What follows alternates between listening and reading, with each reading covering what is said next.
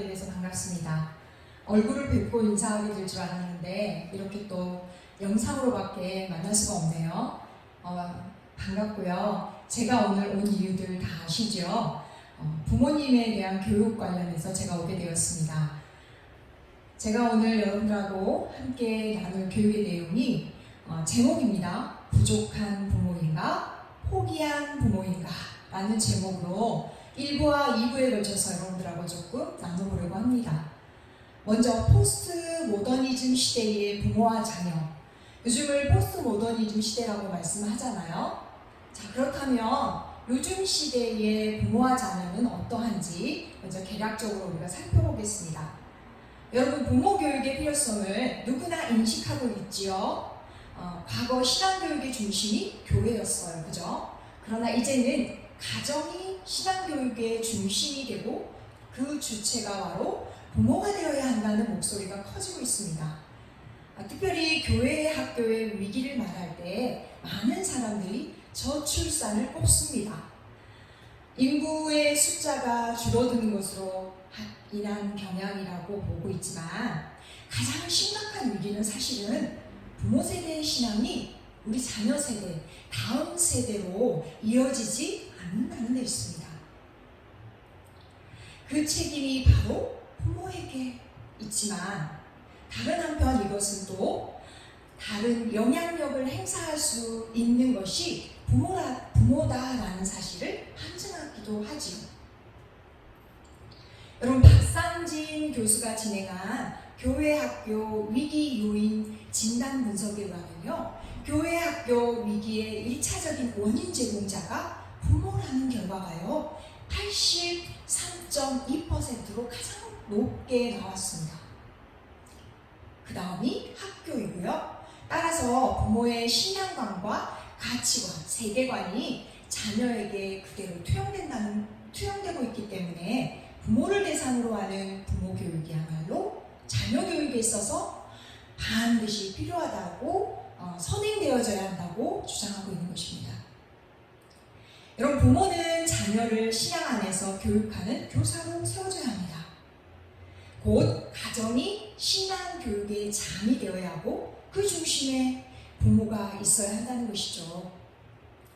교회는 부모 교육을 통해서 가정이 가장 효과적인 교육기관이 될 수 있도록 부모들의 잘못된 견해를 수정해주고 올바른 지식과 정보를 제공해줌으로써 부모가 신앙적으로 성숙해질 수 있도록 도와야 합니다.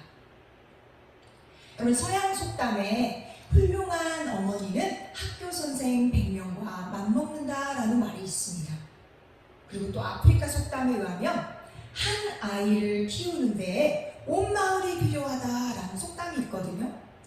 여러분, 이것은 가정에서의 교육이 얼마나 중요한지, 또 한 아이를 성장시키는 것은 교사 한 사람에 의해서 이루어지는 것이 아니라는 것을 잘 보여줍니다. 부모는 자녀의 평생의 동반자이자 신앙교육에 있어서 조력자고 동역자입니다. 그러므로 부모 교육은 자녀의 신앙을 위해서 반드시 필요하다는 것이죠.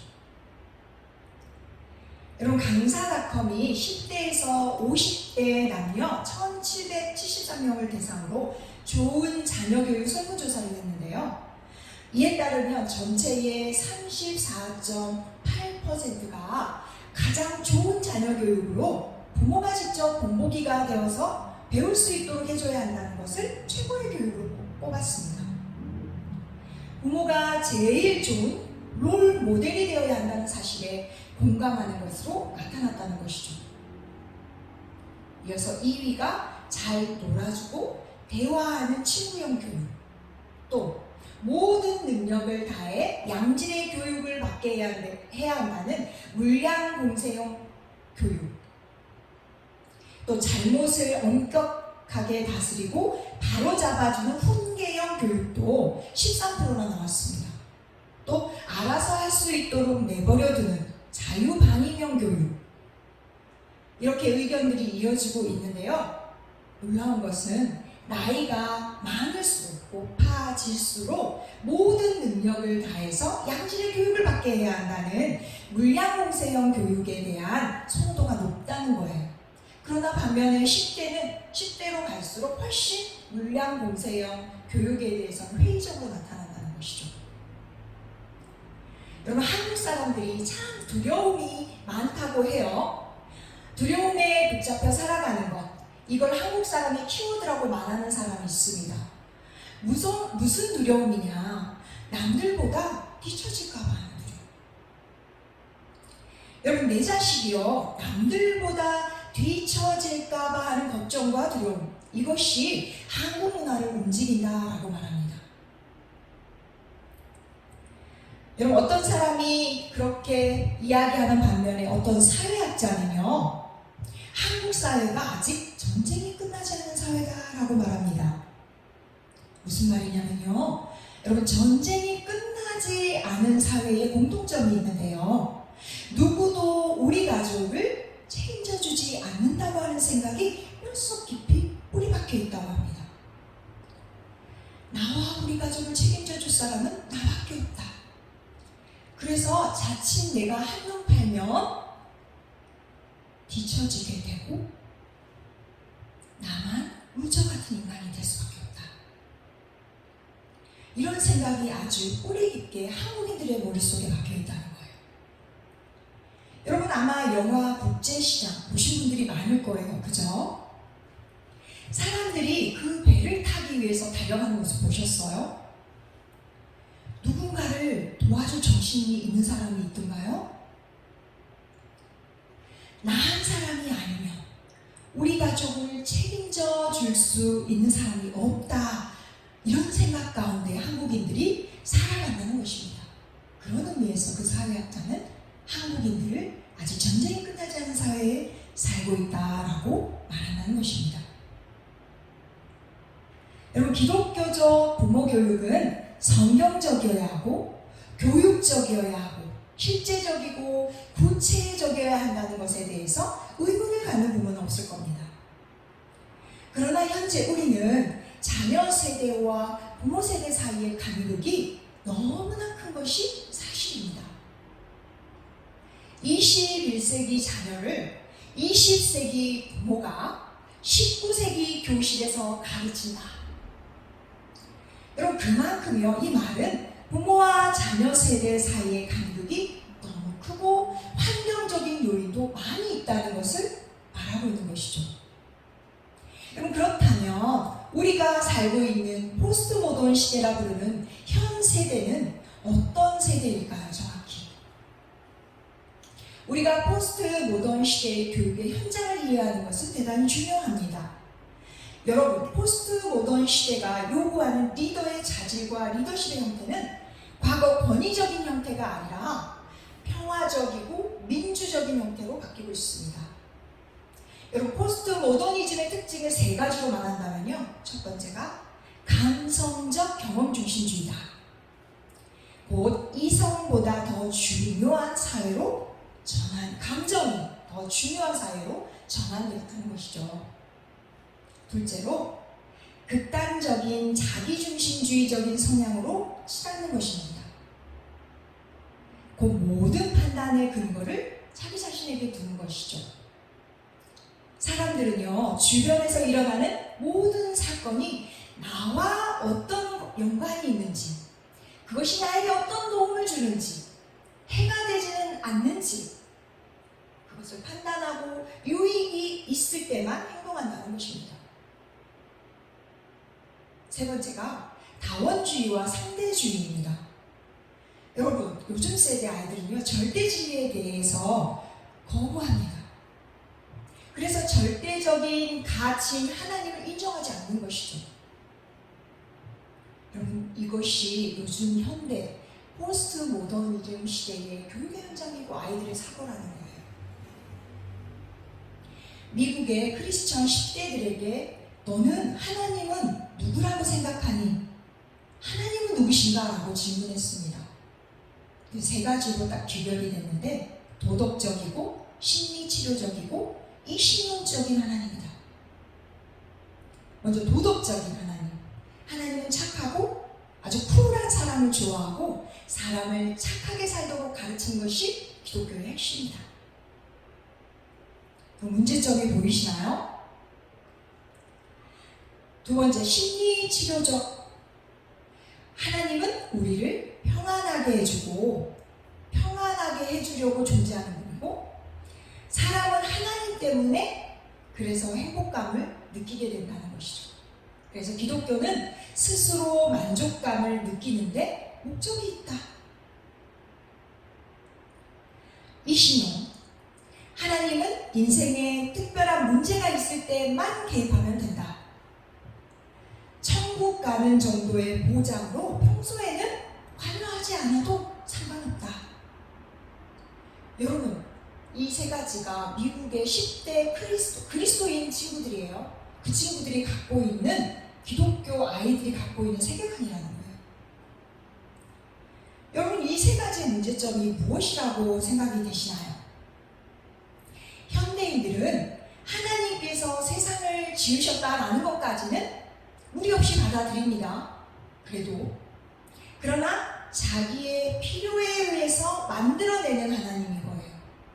그래서 우리가 꿈꾸고 그리고 있는 하나님을 만들어낸다는 거예요.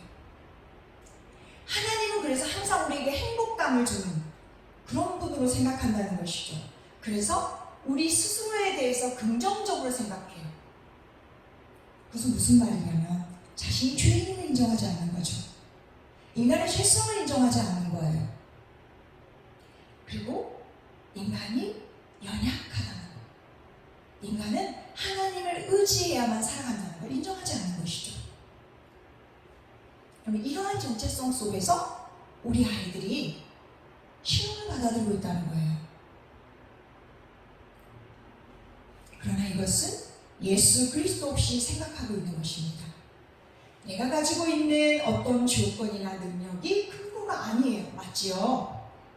우리 자신에 대한 긍정적인 생각의 근거가 어디에서 나와야 되나요? 예수님입니다, 여러분.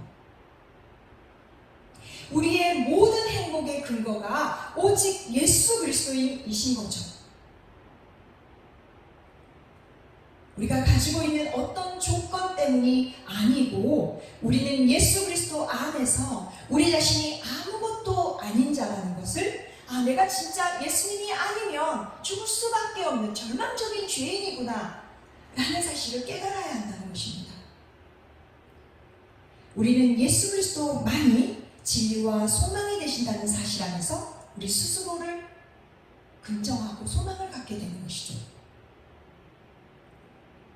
여러분, 하나님에 대한 생각의 이러한 차이들은 결국 어디에서 비롯되었을까요?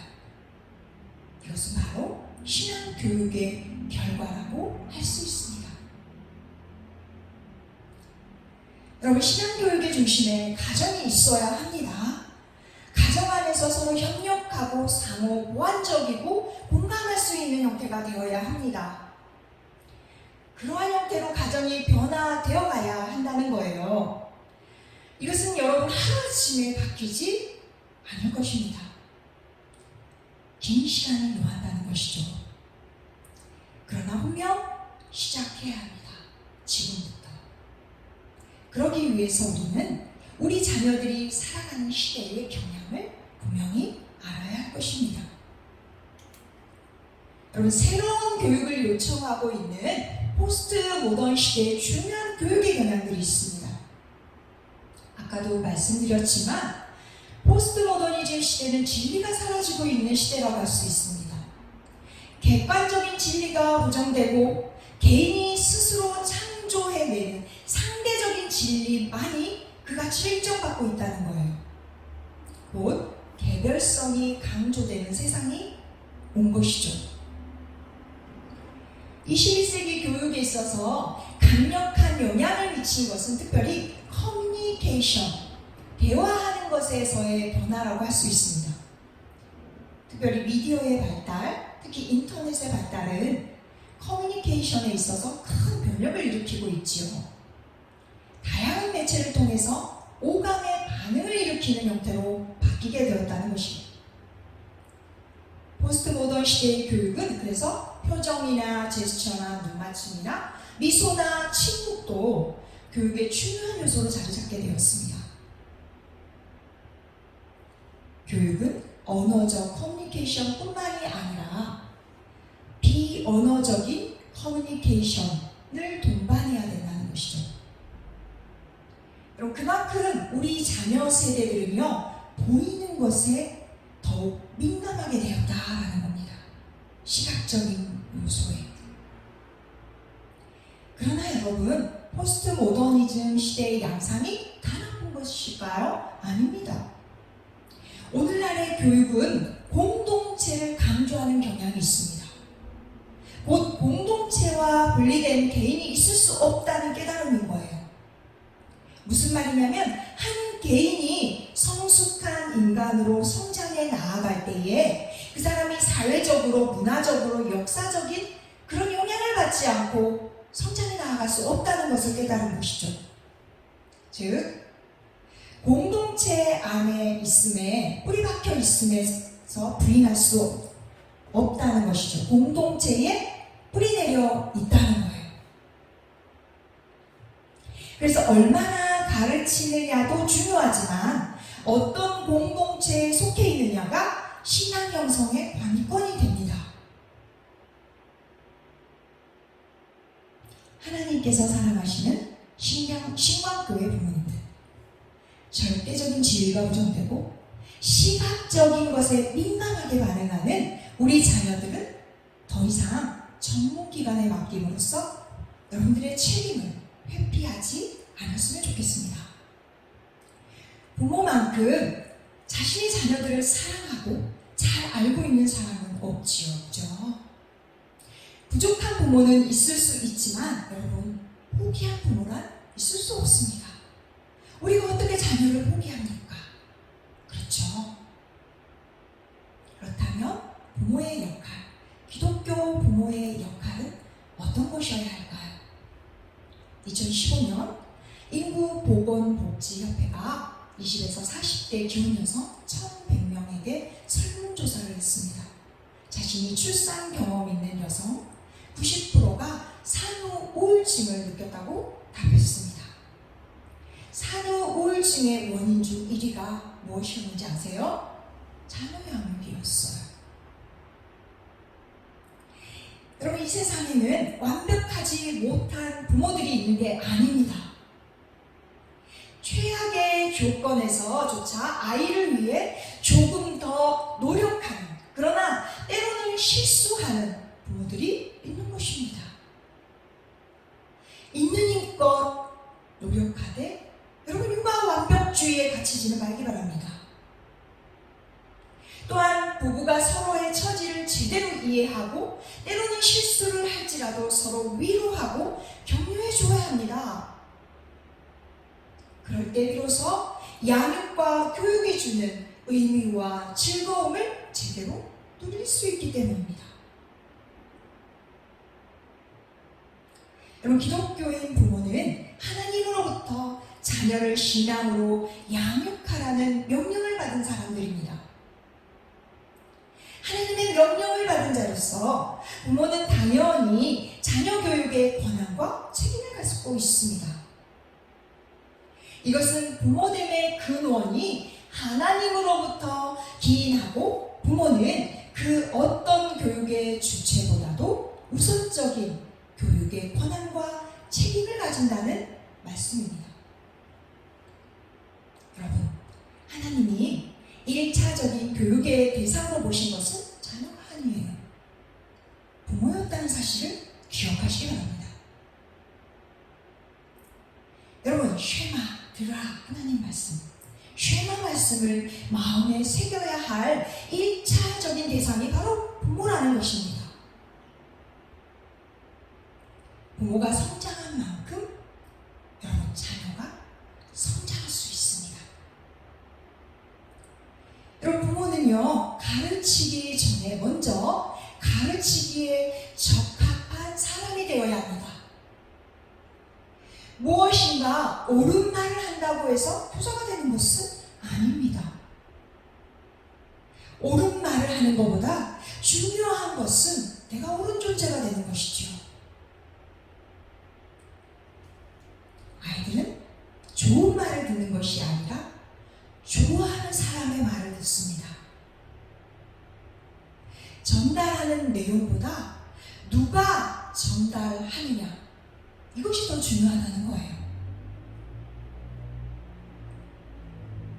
여러분, 2016년 5월 19일 국민일보 기사에 나온 사랑의 매, 훈육과 학대 사이, 기독교 부모 78%가요 훈육이 폭력이 되는 것은 분노와 화 때문이라고 답한 것은 충격적인 결과가 나왔어요. 전국의 그리스도인 부모 529명을 대상으로 한 설문조사에서 66%가 훈육성 체벌을 하고 43%가 그걸 자주 하고 있다고 답했습니다. 문제는 훈육성 체벌에 분노가 개입되고 그렇게 되면 폭력성 체벌로 바뀐다는 거예요. 여러분, 실제로 훈육성 체벌이 폭력성 체벌로 바뀌는 이유를 묻는 질문에 있어서 48%가 분노 조절이 안 됐어요. 그리고 30%는 마음에 이미 자신이 화가 가득 차 있어서.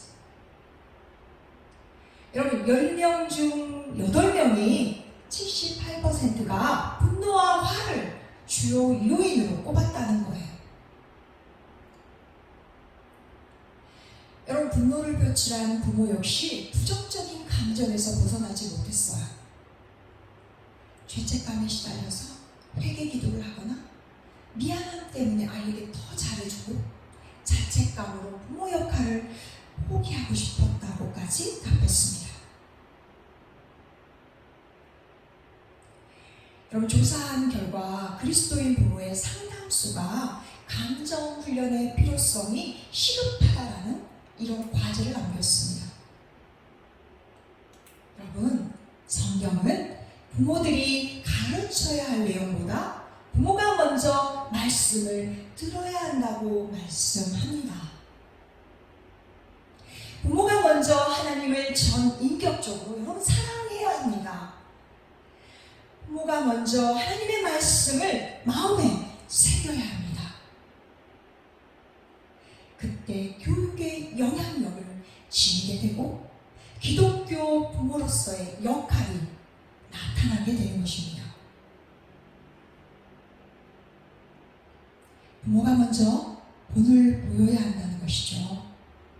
부족하지만 최선을 다해서 말씀대로 살아가는 모습을 보여주고, 최선을 다했지만 내가 부족하다면, 실수했다면 자녀에게 솔직하게 고백할 줄 알아야 한다는 것이죠. 실수하는 게 못해서요. 여러분, 부모는 싸우면서 자녀들이 싸우는 것에 대해서 야단을 칩니다. 자녀는 다 압니다.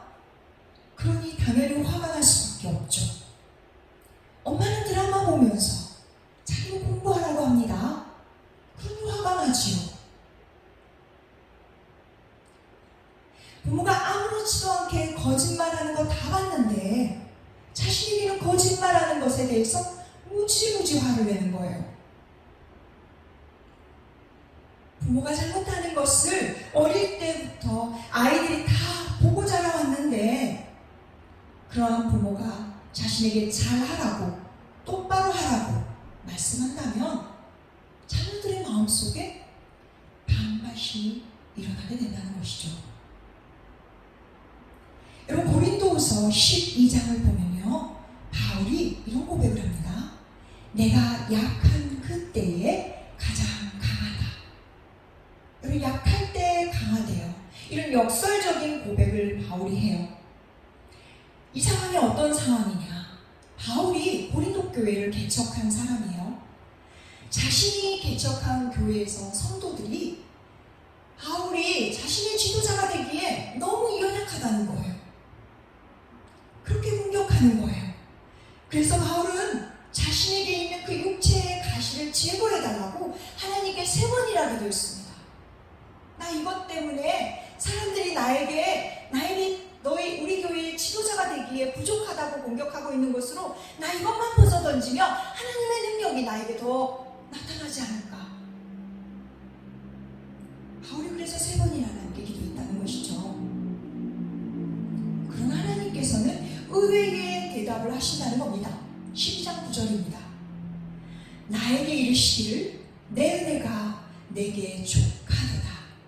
이는 내 능력이 약한 데서 온전해짐이라 하신지라. 아멘. 여러분, 자신에게 있는 육체의 가시를 안고 바울이를 떠나게 해달라고 하나님께 3번씩이나 간구했습니다. 그때 하나님께서 말씀하시는 것이죠. 내 은혜가 너에게 족하다. 여러분, 이 말씀은 내가 너에게 이 은혜를 이만큼 부어줬으면 됐지 뭘 더 바라니, 충분해, 욕심 그만 부려라, 이런 말이 아닙니다. 내 은혜가 네게 족하다 하는 이 말은 내가 너에게 더 이상 부어줄 수 없을 만큼 나의 은혜가 너에게 충분하다, 완전히 채워졌다. 여러분, 헬라어 원문에 보면요, 충분하다라는 말이 먼저 나옵니다. 바울이 육체의 가시를 가지고 있는 연약한 모습 그대로 하나님의 은혜가 온전히 충분하게 채워졌다는 것이죠. 여러분, 하나님께 바울이 3번이나 자신의 육체의 가시를 제거해달라고 기도한 이유가 무엇이었겠습니까? 그것이 있어서 사람들이 자신을 공격하고 연약하다고 공격하고 있는 것으로 나 이것만 벗어던지면 하나님의 능력이 더 크게 나타날 텐데 생각하지 않았겠느냐는 말이죠. 그런데 오늘 하나님께서는 그것이 아니다라고 말씀하고 있습니다. 바울이 육체의 가시가 있는 그대로 충분하다는 것이죠. 고린도후서 13장 4절을 볼까요? 제가 한번 읽어보겠습니다. 그리스도께서 약하심으로 십자가에 못 박히셨으나 하나님의 능력으로 살아계시니 우리도 그 안에서 약하나 너희에게 대하여 하나님의 능력으로 그와 함께 살리라. 아멘. 여러분, 약함 중에 하나님의 능력을 경험한 사람이 바울이 전에 오늘 본문, 방금 제가 읽어드린 본문에서 예수님이라고 말씀하고 있습니다. 여러분, 십자가형의 사인이 무엇인지 아시나요? 여러분, 십자가형의 사인은 출혈과다입니다. 피가 멈추지 않는 것이죠. 여러분, 피가 멈추지 않을 때 인간에게 찾아오는 고통은요, 극심한 두통이라고 합니다. 다음에는요, 갈증이 찾아오죠. 그 다음에는요, 내가 이러다 죽는구나, 이러다 죽게 되는구나, 극도의 공포 속에서 죽어간다는 것이죠. 여러분, 서양 사람들은 예수님이 당하신 육신적인 고통에 집중합니다. 그러나 성경의 복음서 기자들은 예수님이 당하신 수치를 추적하고 있습니다. 여자들이 조롱하죠. 병정들이 침을 뱉고 조롱하죠. 여러분, 십자가는 무엇을 우리에게 보여주려고 하는 것일까요? 예수님께서 십자가 위에서 가장 연약해지셨다는 것을 보여주고 있습니다. 그리스도께서 약하심으로, 가장 연약해지심으로 십자가에 못 박혔다고 바울이 말합니다. 여러분, 십자가의 그리스도는 우리의 죄를 대신 짊어지신 거 맞습니다, 여러분. 그러나 여러분, 동시에 모든 인간의 연약함을 대표해서 예수님께서 지금 십자가에 달리신 것입니다. 여러분, 모든 인간의 연약함을 대표해서 예수님께서 십자가에 달리셔서 하나님께 부르짖은 것이죠. 하나님 아버지, 저를 버리십니까? 이 버리십니까? 그럼 모든 인간보다 가장 연약해지셔서 하나님의 도움을 부르짖을 때 하나님께서 하나님의 능력으로 그 연약해진 그리스도를 살리셨습니다. 사랑하는 신광교회 부모님들, 하나님께서 당신이 하나님 되심을, 당신이 당신의 백성을 구원하시는 하나님의 하나님 되심을 가장 극명하게 보여주신 곳이 어디입니까? 여러분, 그것은요, 하나님이 가지고 있는 모든 힘을 다 발산할 때가 아니었습니다. 하나님께서 당신의 아들을 가장 연약한 자리에 내어주심으로, 가장 연약해지심으로 그 하나님의 능력을, 하나님의 은혜를 우리 가운데 보여주셨다라는 것입니다. 그렇다면 내가 약할 때 가장 강하다라고 하는 바울의 이 고백은 자신의 경험 이전에 예수님께서 우리를, 하나님께서 예수님을 통해서 우리에게 보여주셨다는 것이죠. 그리스도께서 십자가 위에서 가장 연약해지셨을 때 오히려 하나님의 은혜와 능력이 우리 가운데 찾아왔다는 것입니다. 여러분, 이것이 우리가 믿고 전하는 복음입니다. 여러분, 이러한 그리스도인의 역설적인 삶의 모습이 우리 아이들에게 보여져야 합니다. 부모가 자신의 연약함을 인정하고 하나님을 의지하며 기도하는 모습을 보일 때 아이들, 자녀들에게 그러한 모습이 보여져야 한다는 것입니다. 특별히 가정 예배를 통해서 가족 구성원 모두가 함께 이 사실을 공유하며 나아가야 한다는 것입니다.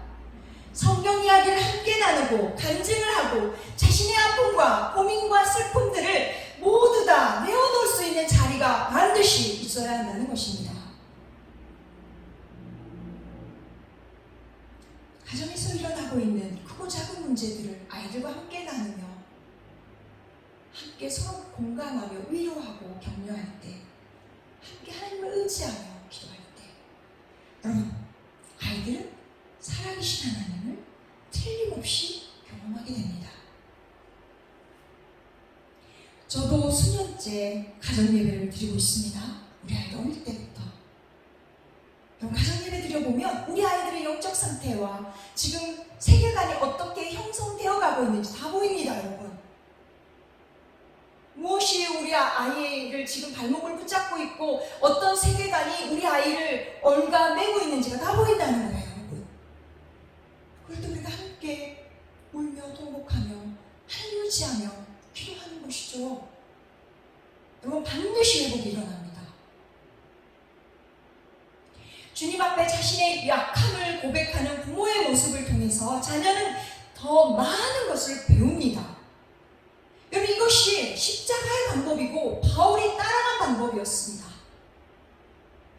그리고 그리스도인 부모의 양육 방법인 것입니다, 여러분. 자녀를 온전히 양육하기에 부족하여 실수하는 부모가 있을 수 있습니다. 우리는 연약합니다. 그러나 자녀를 포기하는 부모는 되지 말아야 한다는 것입니다. 여러분, 우리는 더 이상 우리 자녀를 다른 전문 기관에 맡기는 것에서 떠나야 합니다.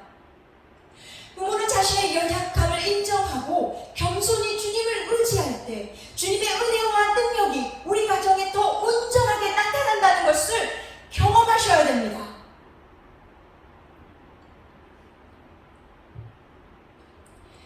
여러분, 이 첫 강의는 포스트 모더니즘 시대에 살아가고 있는 우리 자녀들에게 부모의 역할이 얼마나 중요한지 대략적으로 제가 한번 여러분들과 나눠보았습니다. 특별히 이 일을 위해서 교회는 부모들에게 자신을 성찰하고 하나님과의 관계를 회복해서 건강한 부모상을 확립할 수 있도록 도와야 합니다. 교회는 또한 자녀를 양육할 때 부모가 느끼는 그 어려움들을 서로 나눌 수 있는 있는 장을 마련해줘서 정서적으로 지원하고 또 유대를 제공해줘야 합니다. 여러분, 다음 시간은 제가 믿음의 가정은 그렇다면 어떻게 세워질 수 있는지에 대해서 여러분들과 구체적으로 한번 살펴보도록 하겠습니다. 감사합니다. 내 모든 삶 당신의 삶 되기